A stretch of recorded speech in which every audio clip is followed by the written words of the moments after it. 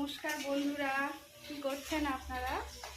এই দেখুন, আমি আজকে রবিবারের স্পেশাল মেনু চিকেন রান্না করব, তারই আয়োজন করছি। মানে কিছুটা করেছি, এক ভাজা হচ্ছে।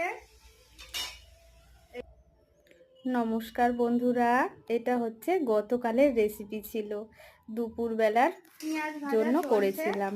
তার মাঝখানে দেখিয়ে দিই দেখতে থাকুন বন্ধুরা, আজকে রান্না করেছি। এটা হচ্ছে আলু আর ব্রাহ্মী শাক ভাজা, এখানে আলু সিদ্ধ আছে, আর এখানে এটা হচ্ছে নিম পাতা।